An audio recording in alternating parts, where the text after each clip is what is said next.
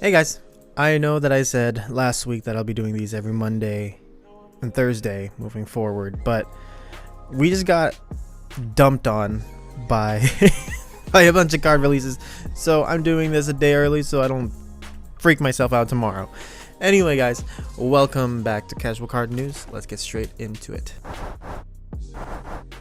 Alright, so the first thing we're going to be talking about is the new Dawn of Majesty releases. If you guys don't watch In the Yugi Know, you probably should. If you do already, then JC was right. We are getting ritual support in Dawn of Majesty. So this is the Magicky support, Magicky archetype, I'm guessing. I don't know exactly what to call it yet, but its main monster is a ritual tuner monster, which is one of the weirdest things I've ever seen together personally. So let's just get straight into it. I haven't done any reading beforehand, so everything that you're learning now, I'm learning as I'm reading.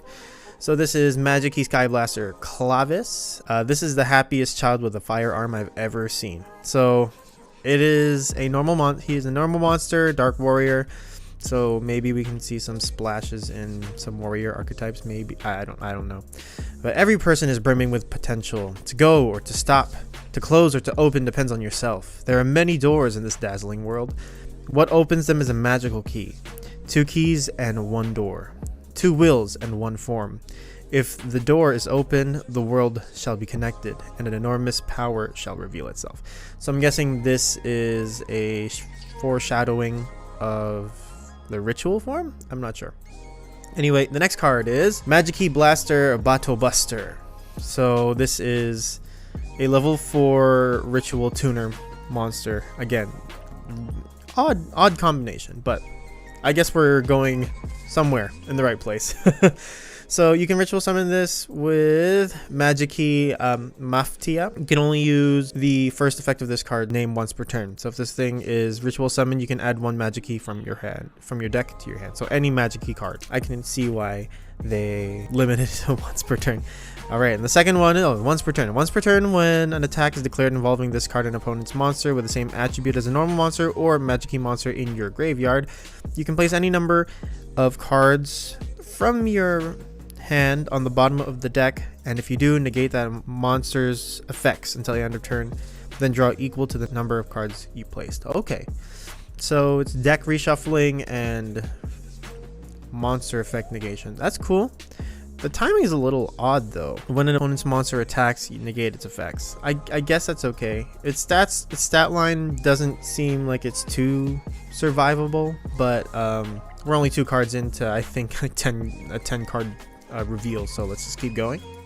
The next card is Magicky Cannon Garrus Vet, a ritual 8 monster. So yeah, it's just a ritual this time. It isn't a tuner anymore. So you can summon it with the thing. Okay, the same ritual spell. You can only use the second and third effects of this card's name once per turn. This gains 300 attack for each monster attribute in your graveyard. Okay, I see where I can feel where this is going now. So the second effect is when your opponent activates the effect of a monster with the same attribute as a monster in your graveyard, and you control this ritual summon card using 2 or more attributes. You can negate the activation and destroy that monster. Okay, that's cool. And if this ritual summon card is sent to the graveyard, you can add 1 Magicky monster from your deck to your hand. Okay. Okay, we're starting to get somewhere pretty cool. Alright, next. Okay, Magicky Summon Beast. Okay, there is a fusion here. Okay. So 1 Magicky monster and 1 non-token normal monster. You can only use the first effect of this card's name once per turn. Okay. If this is fusion summon, add 1 Magicky ritual spell from your graveyard to your hand. Okay. It's spell recursion. That's nice. And once per turn, you can target 1 opponent's attack position monster with the same attribute as a normal monster or Magicky monster in your graveyard. Change it to defense position, and if you do, it loses 1,000. Okay. Banish any monster destroyed by battle with this card. That's nice. I like that third ability because it's always nice to banish things. My only issue right now is that these stat lines aren't very confidence instilling. I don't see how far these cards can go without dying, but so far we have a dark, an earth. Yeah, dark and earth so far. All right, so moving on to the next thing, we have Magickey Summon Beast and Drabimus. Yeah, okay. So same thing. One Magickey effect monster and one non-token normal monster. When this card is fusion summoned, your opponent cannot activate cards or effects. Okay, that's nice. Starting off strong. And once per turn, you can target one normal monster with or Magickey monster in your graveyard. Destroy all monsters your opponent controls with the same attribute. Okay, we're starting to get a little more variance in terms of the attributes anyway. So I think all we need now is a light monster, and then we're pretty good to go. Once per turn, from an opponent's monster with the same attribute as a monster in your graveyard is destroyed by battle or card effect, and you control this fusion summoned monster using 2 or more attributes as material. You can draw 1 card. Okay, that's nice. I'm starting to notice that the fusion monsters have the reverse stat lines from the as the ritual monsters. So the level 8 ritual monster had 2000 attack and 2800 defense, and this one is flipped. So that's pretty cool. Next we have, there we go, this is the is a normal spell. So fusion summon one Magickey fusion monster from your extra deck using monsters from your hand or field as fusion material, or fusion summon ritual summon one Magickey ritual monster from your hand tributing. Okay. If you control a normal monster, you can also send one normal monster from your deck to the graveyard as fusion material or as one of the... Okay, so this card is pretty good. As long as you have Clavis in your hand, then you're good to go with this card. You don't even need to use the one in your hand to do anything. That's nice. I like this. This is cool. I worry for its rarity, but yeah, that's cool.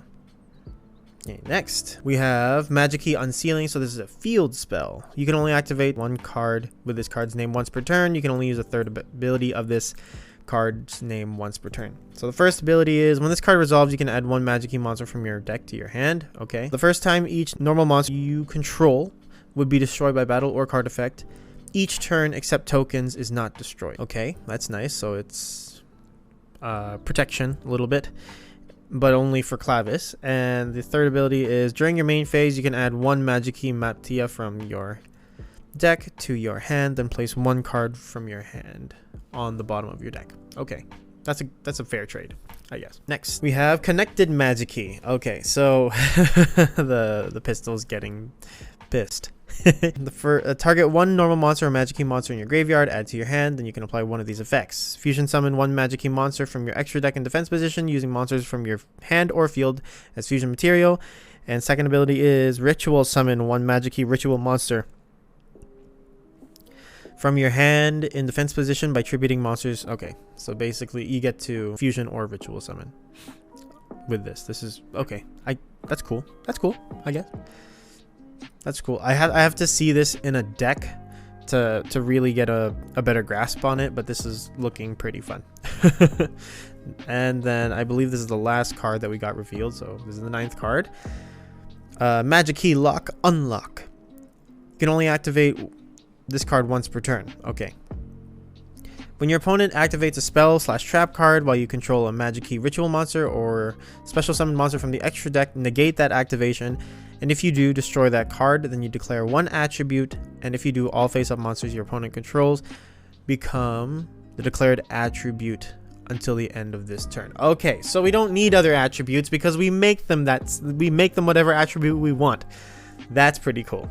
I like that. Okay, I feel like we're missing a little more out of this review just because of the first monster that we see, the second monster that we see, sorry, Batos Buster, because it is a tuner. So I'm guessing somewhere along the line they'll be getting a synchro somewhere, which is cool. That's cool. And one thing that I notice is the ritual monsters are both just upgraded forms of the gun, which is cool. Matia's thing. And then here, can we see anything? I can't really tell what that is. I feel like that's the pistol. So that's other stuff, and that's other stuff. That's cool. Why do I don't know why, but something in this art style tells me that this is connected to something else, but I'm not going to go too far into it because I have friends that do that. All right, moving into the next piece of news, we have this V-Jump promo. Nor was Elise the Dragon of Beauty and Faith. So this is a level 7 wind dragon effect monster. And you can only activate this card's first and second effects once per turn each. So if this card is in your graveyard, you can send one level 5 or higher monster from your hand to the graveyard, special summon this card, but banish it when it leaves the field. Okay. And second ability is, if this card is destroyed by battle or is destroyed by an opponent's card effect while in its owner's position, you can target one card your opponent controls and banish it. Okay. I guess it's okay for a promo. I don't play Dragon Link, so I don't know the potential applications of this in that deck. So yeah, let me know down in the comments if you think this is a good card moving forward in any deck, really, because its art is so majestic. Its head literally turns into a cherry blossom tree. But so far, I guess it's okay. You could use it as an extender, I guess, but you need to have a level 5 or higher monster in your hand to do it. So, and you know, getting this on the field is another thing entirely. So let me know down in the comments, because I'm a pleb when it comes to anything outside of heroes and harpies and code talkers. So thanks, guys. All right, moving on. We finally have the Vanguard stuff. We are finally getting reveals from the booster set. So these are the new, they're calling them ride lines. So each mini archetype or clan representation, which I've heard other people call it, I have no idea where I was going with that. So these are the new ride lines. The start decks have specific ride lines. Some of them are really easy to identify, such as Stoikea with a great nature, Dark States with Bike Brothers, and now we're getting new different builds in the same nation. So you can go with the start deck builds, which are also getting supported in this booster set, which will continue to be supported in these booster sets. Or you can, if you don't like the way that plays, then you can always move into these other ones.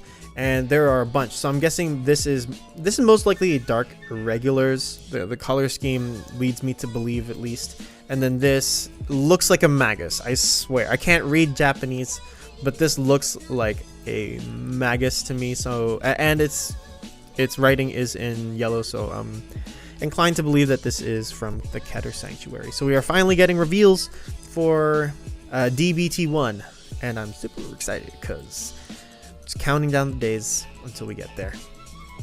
And yeah, that is it. And moving into the next part, speaking of Booster Pack 1, we finally started getting reveals. And one of those reveals are the new Perfect Guards that are coming out for each nation in this set. So there will be 5. This is one. I have a picture of the other ones somewhere. But yeah, these are the Perfect Guards. And they will not be trigger Perfect Guards like they were in V Standard.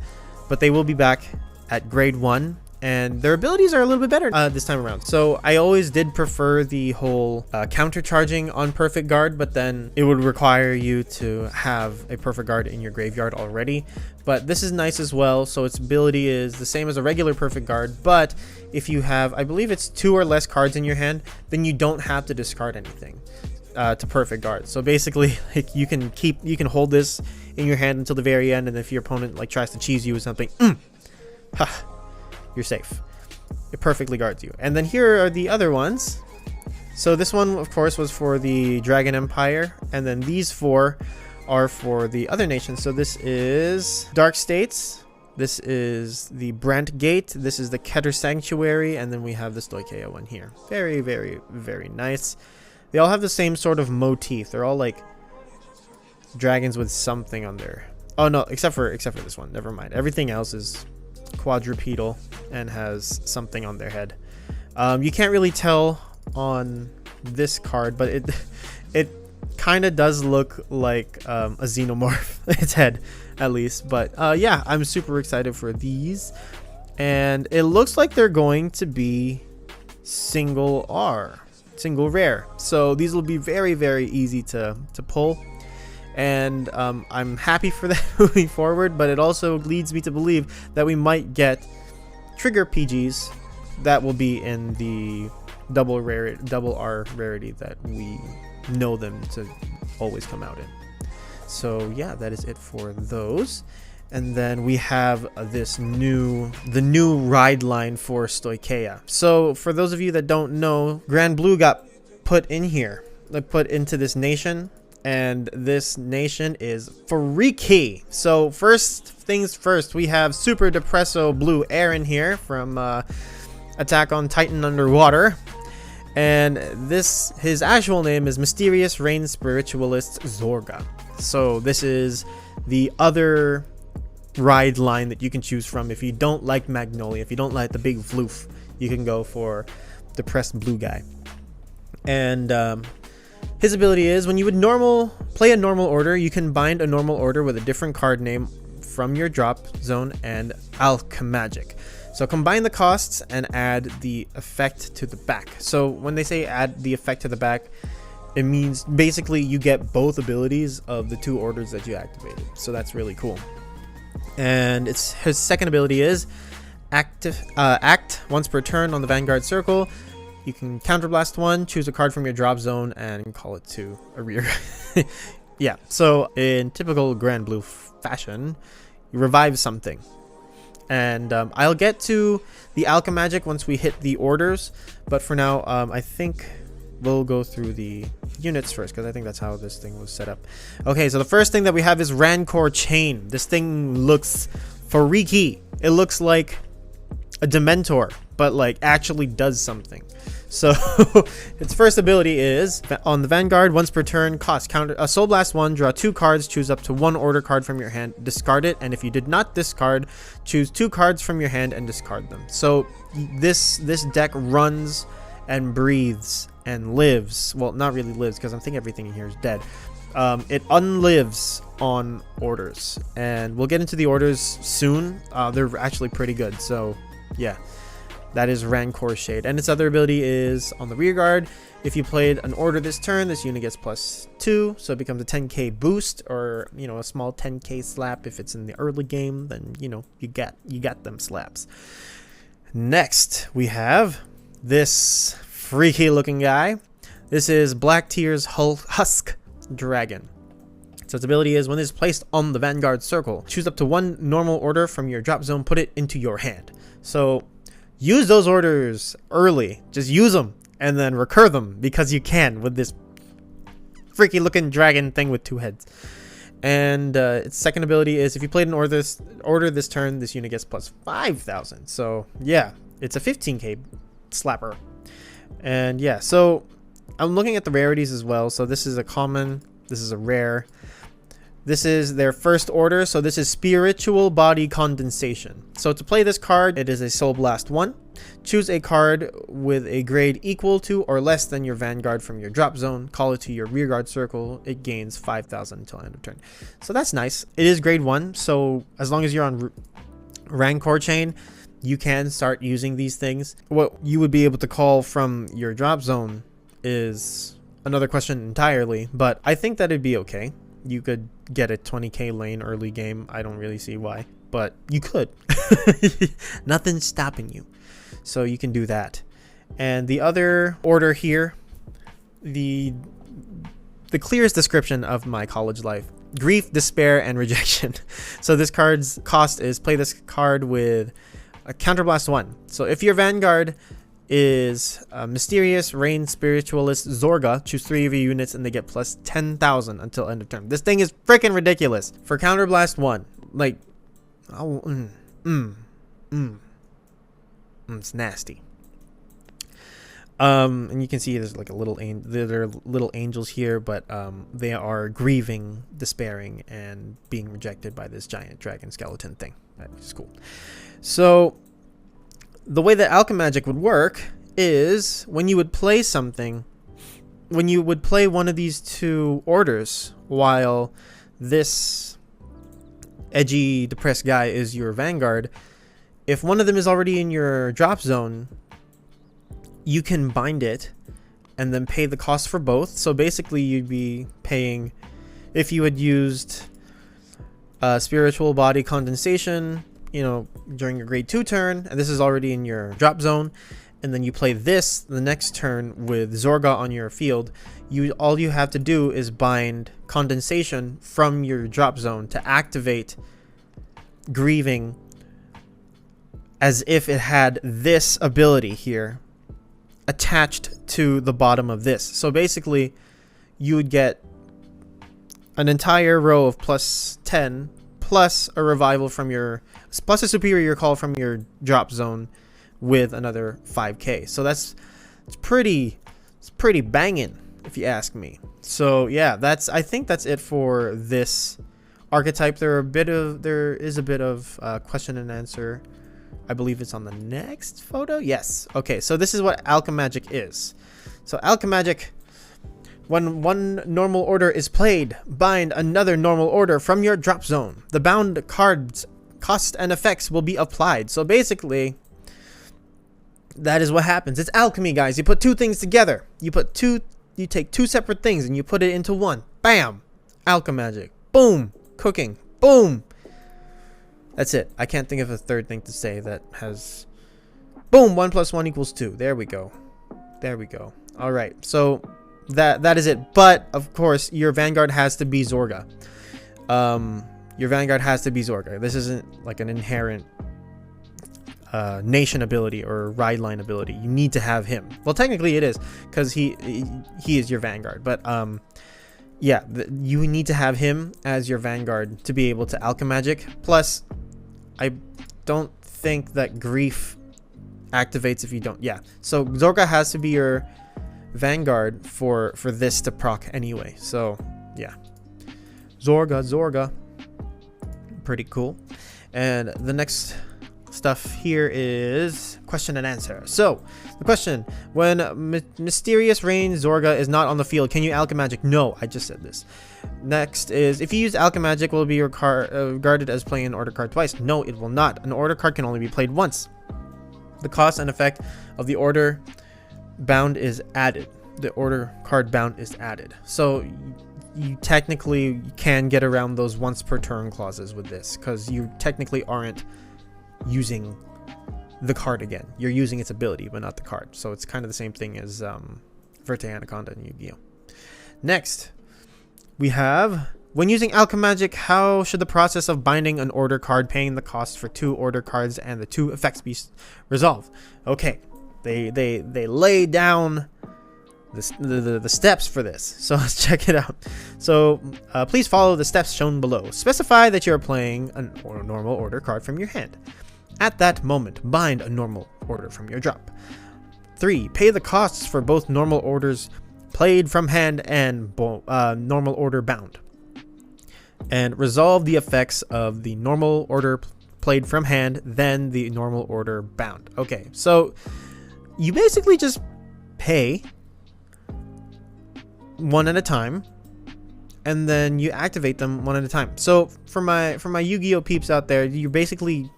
chain linking abilities.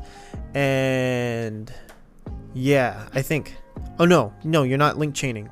You're not chain linking, because if you were to activate something second, that would activate first. So you're basically going A B instead of A B B A. That's the way that this would work. A being the card from your hand, B being the one from your drop zone. And yeah, that is it for Alca Magic. I like it. I dig it. I'm getting a bunch of boxes of this set, so hopefully I can build this, even if I only get one Zorga. I guess that'll be okay. Next, it's the same thing. Next, it's the same thing. Next. All right, so we have some stragglers today. We have some more start deck cards. Looking at the start deck cards after these new cards are being released kind of feels a little, you kind of get dropped back down to earth after looking at the heavens for a little bit. But this is Steam Gunner Brody. So grade 2, 10k power, 5k guard. He is for the Dark States. As you can see, he is a Gear Chronicle unit, very plainly. His ability is, when this card enters the Guardian Circle, cost counterblast 1. During that battle, this card gets +5 guard. So It's a counterblast 1 for a 10k guard. I wouldn't. I'd rather just play something that has 10k shield off the bat. But yeah, it's a start deck card, so I understand that, you know, basics. So it's cool. I like the design. It's nice. And next we have this lady right here. This is for the Stoicheia start deck. Forgot her name, so let me just check this real quick. So her name is Looting Petal Stomalia. So her ability is on the rear guard circle, counterblast 1, soul blast 1, and this unit gets boost and 5k, and it's only once per turn. You can only activate this once per turn. It's a 15k booster early game before you can, you know, back row attack properly, but moving forward, I guess she could be okay, you know. At worst, she's a 15k boost, but you lose 1 attack. But at some point, you know, when your opponent's at 5 damage and they have 2 cards in their hand, they're gonna have, it doesn't matter. They'll take one of your 3 attacks anyway. So, yeah, that's nice. And that is it, guys. That is everything for today's casual card news. I hope that you enjoyed my sort of caffeine-fueled card news today. If you guys liked the video, don't forget to like and subscribe for more content. I have some big plans coming up soon, hopefully. Crossing my fingers. Please cross yours too so that it can come true. And yeah, that is it. Thank you so much for watching. I'm Jelly the Casual Card Gamer. Take care.